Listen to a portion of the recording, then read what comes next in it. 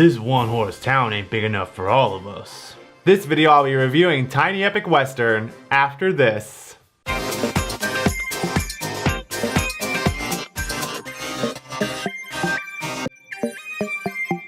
Hey there, it's Theo from Geeky Gamer Guy. On this channel I do all things board games from top 5 lists of a specific topic, playthroughs, reviews, to how to play Call P Plays where my shirt disappears and expose the full rules of the game at hand. So if you don't want to miss out, think about subscribing. Come on boss, grab your posse. It's high noon, let those bullets fly.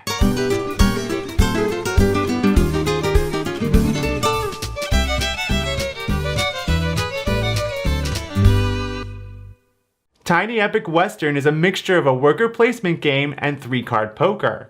1 to 4 players are bosses of their own respective posse. Over 6 rounds they will send their posses to bid to win buildings around town for victory points. And just like any classic spaghetti western, the player with the best hand of poker wins it all. During the setup, all 6 of the locations are laid out in a circle on the table, 1 for each of the players, sheriff's office, and town hall. Then buildings are placed at each location except town hall. These buildings not only give victory points to the player who buys them, but also gives you stake in the 3 industries. There's also a special porch slot action to activate a building that anyone can use. The owner does get a cut of the profits though. You didn't think it was free, did you? Each location features a way to acquire the 3 resources of the game: law, money, and force. The resources are used to buy buildings or assist with rerolls during a duel. Whoa, hold your horses now. We'll get there in a sec. In between each building, a poker card is placed.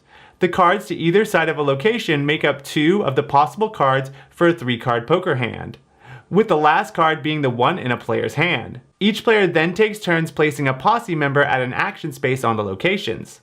Depending on what the space is, they may have an immediate effect, usually providing a small boost in resources, or a more powerful delayed one that occurs later on during the round. These spaces are not locked and another player can put a posse member there to overtake it. This initiates a duel. Stick 'em up! Each dueling player rolls a bullet dice. Depending on if the player is attacking or defending, they can use force or law to re-roll for a better number. They can even reveal their poker card to add its number to the duel. Read 'em and weep.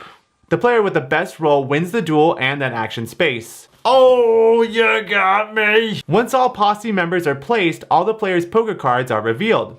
Whoever has the best 3-card poker hand at a location with one of their own posse members gets the winner's pot and to buy the building there, paying the necessary resources. Then they slide the new building into the porch slot on their location.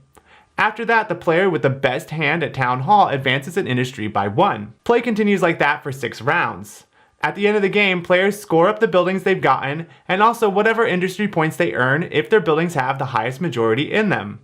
The player with the most points wins. Just like Tiny Epic Quest, Tiny Epic Western is a full-fledged big game in a small box and a rootin' tootin' good time. Yeehaw! There's a great amount of variety in the game, from the 8 boss cards with their own unique player powers and 30 buildings making up the combination of them coming out different each time. The worker placement is cranked up with a unique addition of poker. It really lends to the Western feel. There's just something about trying to figure out what poker card each player has in their hand to gamble if you can beat them at a particular location.